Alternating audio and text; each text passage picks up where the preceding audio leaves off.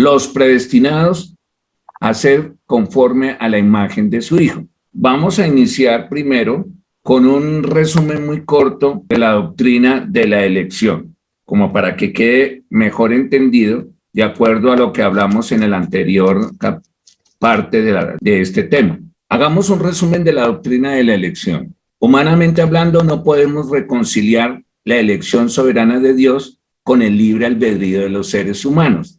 Voy a ser un poco más claro. La elección no se puede tomar con el libre albedrío de las personas. O sea, no podemos reconciliar esas dos enseñanzas. Tomamos un ejemplo. Moisés. Hay que dejar en claro que Dios no obligó, en el caso de Moisés, al faraón para hacer alguna cosa contraria a su voluntad o deseo. Es decir, que en los versículos nos habla de la salida del pueblo de israelita de Egipto. El faraón se resistió a hacer la voluntad de Dios, pero eso no quiere decir que Dios lo predestinó o lo llamó al faraón para hacer eso.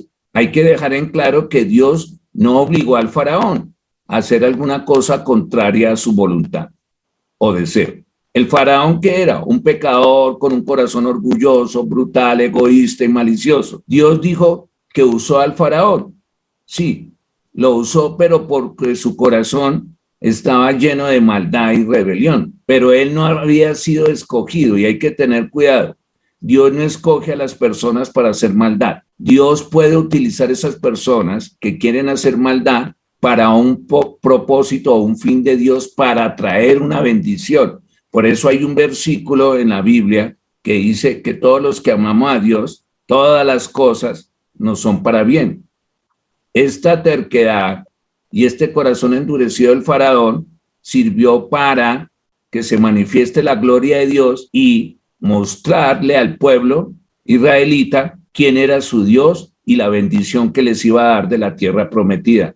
¿Se dan cuenta? Si no hubiera sido por eso, no sé cómo se hubiera manejado, ¿sí?, en mostrarle al pueblo israelita lo grandioso y lo maravilloso que es Dios y lo poderoso. Entonces, dejemos en claro que el faraón en ningún momento el Señor, nuestro amado Dios, lo escogió, lo eligió. Eso quiere decir que el Señor puede usar a cualquier persona. Ojo con eso.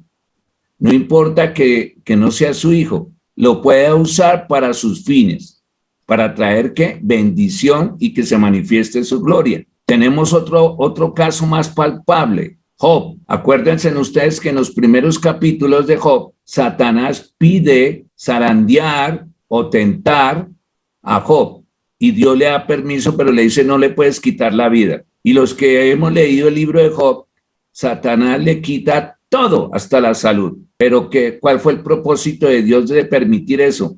¿Cómo terminó Job? Con un crecimiento espiritual tremendo, una fe tremenda en el Señor y muy bendecido.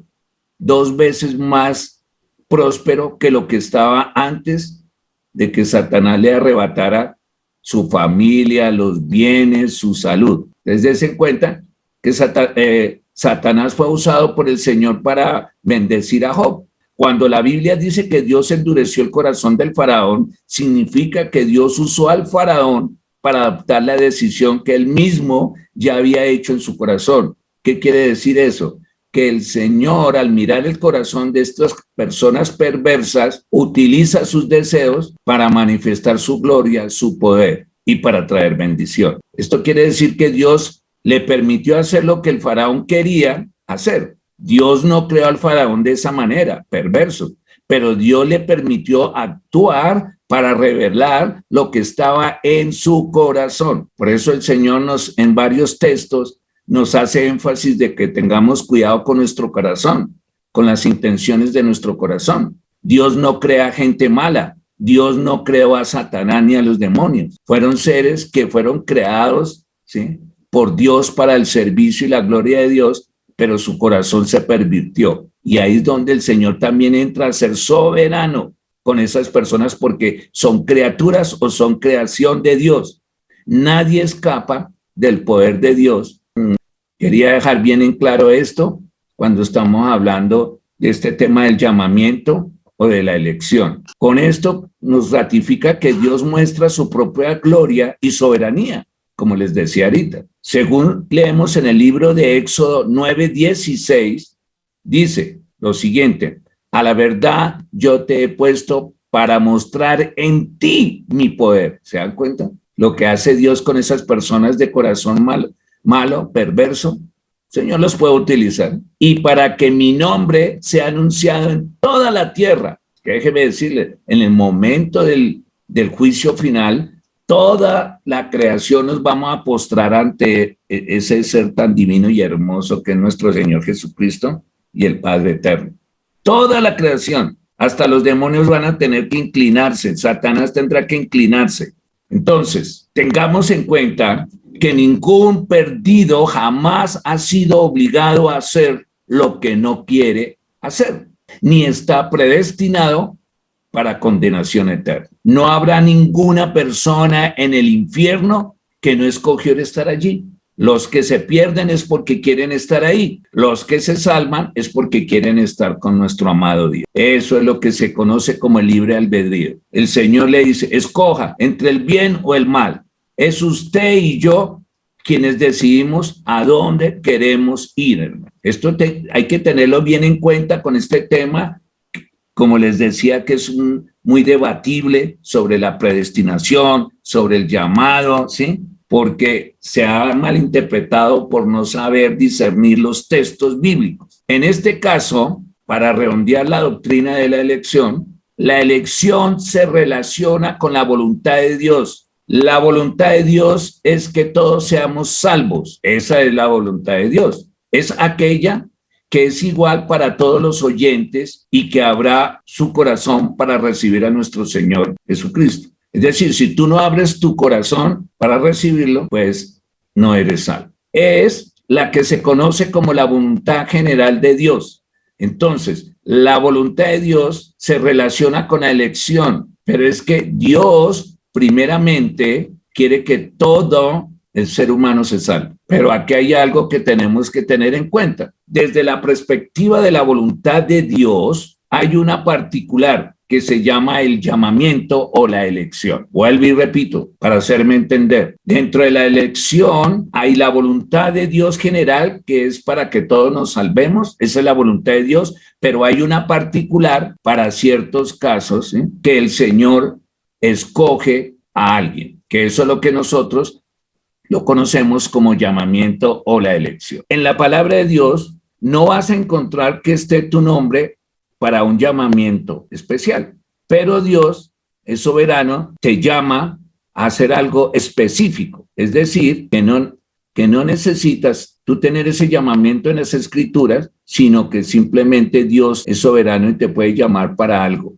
que Él necesita en su reino y que se manifieste su gloria. Un ejemplo, Abraham, Moisés, Isaac, Jacob, el rey David, los profetas, Juan el Bautista, Pablo, etcétera, etcétera, etcétera. Ellos tuvieron un llamamiento o una elección que es muy diferente a la salvación. Ellos recibieron la salvación, sí, en su momento la recibieron todos estos hombres y son hijos de Dios, pero fuera de esa salvación y ser hijos de Dios, tuvieron un llamamiento. Ese llamamiento fue especial con todos estos hombres, que ninguno otro lo hizo. Bueno, retomando Romanos 9, 21, 23, nos dice, ¿no tiene el alfarero derecho sobre el barro de hacer de la misma masa un vaso para uso honorable y otro para uso ordinario? Y que si Dios, aunque dispuso a demostrar su ira y hacer notorio su poder, soportó con mucha paciencia a los vasos de ira preparados para la destrucción. ¿Qué nos está diciendo aquí Dios? Que todos somos hechos de la misma manera, en un sentido figurado del mismo barro. Somos hechos tanto hombres como mujeres. Eso quiere decir que el Señor no hace unos para perdición y otros para salvación. No, todos hemos sido hechos de la misma manera. Así como fue tan malo Adolfo Hitler, él fue hecho de la misma manera que fue hecho Pablo o que fue hecho Pedro o el que sea. Somos hechos del mismo material, si se me puede permitir eso. El problema es el corazón del hombre, que lo hablamos en el anterior parte 3. O sea, el Señor dice aquí que hace de la misma arcilla como nuestro alfarero, vasos de honra, pero también vasos para destrucción. ¿Qué quiere decir eso? El Señor hace todo, pero deja que el hombre, Él no interviene para que este tipo de hombres con corazón perverso se destruyan. Él deja que ellos tomen esa decisión. En Romanos 9, 11, 18 también nos habla y dice, porque cuando aún los mellizos no habían nacido y no habían hecho nada, ni bueno ni malo, para que el propósito de Dios conforme a su elección permaneciera, no por las obras, sino por aquel que los llama. ¿De qué se está refiriendo Pablo aquí en Romanos 9, 11, 18? Ustedes se acuerdan del nacimiento de Esaú y Jacob. Ellos eran mellizos. Jacob nació agarrándole una pierna de Esaú, pero Esaú era el mayor porque fue el primero en nacer. ¿Y quién escogió Dios? ¿A Esaú o a Jacob? Dios fue soberano en escoger a Jacob. ¿Por qué? Porque él sabía qué corazón tenía Jacob para amarlo y entregarse al Señor, lo cual Esaú no lo tenía. Eso no quiere decir que el Señor escogió a Jacob y condenó a Esaú. Concluyo que Dios metió su mano en la misma masa de la humanidad y sacó un poco de barro e hizo a un Moisés, e hizo a un Jacob, hizo a un Esaú, a un Ismael, a un Abraham, etcétera, etcétera, con el mismo barro. Y nuevamente metió la mano para sacar del mismo barro a un faraón, ¿se dan cuenta? A un Judas. Dios nos formó de un barro feo, claro, porque todos estos hombres nacieron ya con el pecado, todos nacimos con el pecado. Un barro desagradable, con ceguera y pecaminosidad. Pero mire la gracia del Señor, que su gracia y su misericordia hace que una vasija sea para honra, es decir, para uso especial para el Señor, siendo de ese material corruptivo. Y el alfarero está en su derecho para hacer otra vasija para deshonra, es decir, para un uso común. Por eso el llamamiento no es para todo el mundo. Dense en cuenta que hay muchas personas que recibieron al Señor, son salvas, son hijos de Dios, pero no tienen un llamamiento especial, como lo pueden tener otras personas. Vuelvo y repito, eso también se debe que el Señor mira el corazón de cada cual, de antes de nacer. Según la doctrina de Cristo, Dios Jehová, Yahweh, que posee la omnisciencia, o sea, aquel que conoce y sabe todo, Dios lo sabe todo antes de que suceda. Ese concepto de omnisciencia es usado generalmente por la religión judía, cristiana o el Islam. Ellos también creen en la omnisciencia de Dios para expresar la cualidad atribuida a su Dios, o sea, a nuestro Dios, Jehová. Esto es el de poseer todo el conocimiento sobre todas las cosas. O sea, Dios tiene el atributo de conocer antes de que sucedan las cosas. Él sabe cuántas personas van a nacer antes de que llegue el juicio final. ¿Cuál va a ser la última? ¿Y cuál va a ser la última que va a abrir su corazón para el Señor?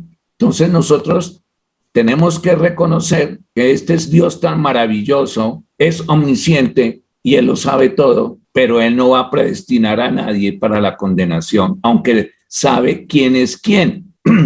Reitero que desde el enfoque judeocristiano, la Sagrada Escritura rechaza de plano la existencia de una predestinación absoluta para la salvación. Dios deja que las personas tomen decisiones. Entonces, podemos concluir que la predestinación es el acto soberano de Dios por medio del cual Él estableció un propósito para cada creyente en Cristo, que lo habíamos ya explicado en las anteriores reuniones. La predestinación es para los creyentes en Cristo, no para los que no son salvos. También se ha hecho la distinción entre la predestinación y la elección, que es lo que ahorita estábamos hablando. Permítame dejar esto bien en claro. La predestinación no es la elección, ni la elección es la predestinación. Son dos doctrinas diferentes, por favor. No las van a confundir. Y separadas que se observan en la Biblia. Confundirlas es un error, pero la elección está ligada al llamamiento. Escúchenme bien, por favor. La elección sí está ligada al llamamiento. Se refiere al conocimiento de Dios de antemano, como omnisciente, de quienes lo elegirán para creer en él, y entonces Dios los toma como elegidos a estas personas para que perseveren en la salvación. Mire qué maravilloso es lo que hace el Señor cuando Él sabe que estas personas tienen el corazón preparado para Él. Aquí encontramos la diferenciación entre el creyente y el redimido, que lo hemos hablado en las anteriores clases. Una cosa es ser creyente y otra es ser un creyente redimido. Por lo tanto, el creyente no podemos asegurar que es redimido, o sea, que es salvo, pero un creyente redimido sí podemos asegurar que es salvo. La elección de Dios viene a ser efectiva desde que aceptamos a Cristo. No lo elegimos nosotros a Él, sino que Él primeramente, Él nos eligió a nosotros por su omnisciencia. Tengamos en cuenta eso. ¿Por qué Él nos elige a nosotros primero? Porque Él ya sabe con qué corazón vamos a nacer. Y su elección fue desde antes de la fundación del mundo. Tenemos un versículo que podemos traerlo a colación, que es Hechos 9:15, el llamamiento de Pablo. Pero el Señor le dijo, ¿a quién? Ananías, ve porque él me es instrumento escogido. ¿Sí? El Señor lo escogió a Pablo para llevar mi nombre en presencia de los gentiles, de los reyes y de los hijos de Israel. Al decir que la elección está ligada al llamamiento, nos lleva a esta palabra traducida como llamado y se refiere especialmente a la invitación de Dios para el hombre a aceptar los beneficios de la salvación. Mire qué hermoso es, qué amor tan grande, qué misericordia. Dios es bueno. El llamamiento proviene de Dios, no del hombre, y Él es el único que puede llamar o invitar a alguien. Cristo mismo lo confirmó en Juan 6:44, diciendo, ninguno puede venir a mí si el Padre que me envió no lo trajere, y yo lo resucitaré en el día postrero. Déjenme decirles que el llamamiento no es suficiente para ser santo. Ojo, recordando la experiencia de José en Egipto, donde sus hermanos lo vendieron, él fue secuestrado, enterrado en un pozo, vendido como esclavo a una caravana y llevado a Egipto, encarcelado y olvidado por los hombres y por sus hermanos. Al resumir su experiencia de vida a sus hermanos, que le han hecho todo el mal posible, él les dijo, porque para salvar la vida me envió Dios delante de ustedes. Dios me envió delante de ustedes para que ustedes puedan sobrevivir sobre la tierra, para darles vida por medio de una gran liberación. Así pues, no me enviaron ustedes, sino Dios. Génesis 45, 5, 7 y 8. Aquí vemos este llamamiento. José fue llamado. Dios pudo haber llamado a alguno de sus otros hermanos, pero no. Dios escogió a José porque vio el corazón de José. El siguiente paso es responder al llamamiento. Es una invitación de Dios cuando nosotros somos salvos para ser escogidos. No solo debemos aceptar el llamamiento y estar agradecidos con él, también debemos de cumplir el propósito por el cual fuimos llamados para servir a Dios, a su Hijo y el reino. Toda persona que es salva, Dios le hace un llamamiento si él quiere. Una persona que no es salva, Dios no le va a hacer un llamamiento. La Biblia revela que cuando Cristo regrese a la tierra como el Señor de señores y Rey de reyes, solo los llamados y elegidos y fieles estarán con él. ¿Quiénes van a estar con él? Los que fueron llamados y elegidos y fieles. Aquí no está diciendo los que fueron salvos. Ojo, esto es un caso especial. Cuando Jesús regrese a la tierra, al reino milenial, no son todos los salvos que van a bajar con él, sino los que fueron llamados y elegidos y fieles. Eso está en Primera de Tesalonicense 4, 16, 17, que nos da claridad, y obviamente Apocalipsis 17, 14. Qué afortunados seríamos, hermanos, si siendo salvos, el Señor nos llame para bajar con él al reino milenial. Eso es una distinción.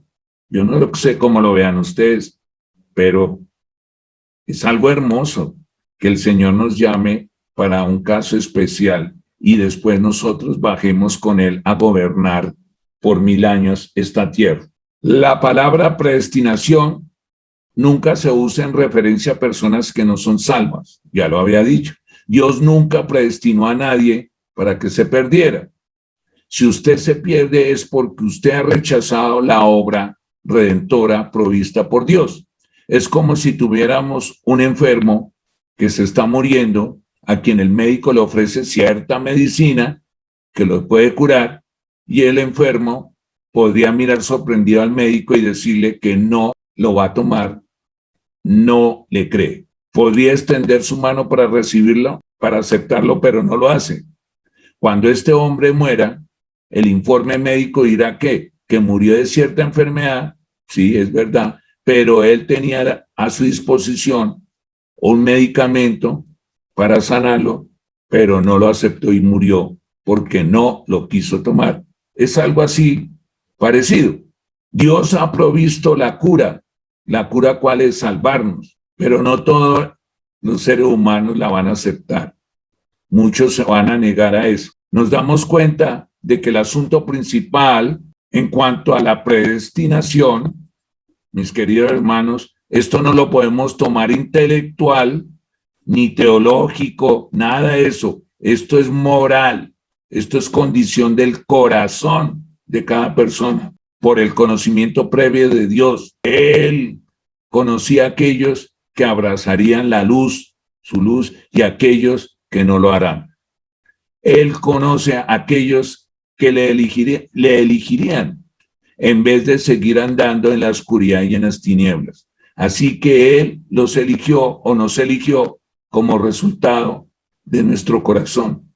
Él predestinó para que fuéramos a imagen y semejanza de nuestro Señor Jesucristo. Esa es la predestinación, que nosotros, tú y yo, fuéramos hechos o vamos a ser a imagen y semejanza de Jesucristo. Por eso es necesario que retomemos Romanos 8, 29, 30, que nos aclara muy bien lo que es la predestinación. Y lo vamos a repasar. Pongan cuidado, por favor. Y sabemos que para los que aman a Dios, todas las cosas cooperan para bien.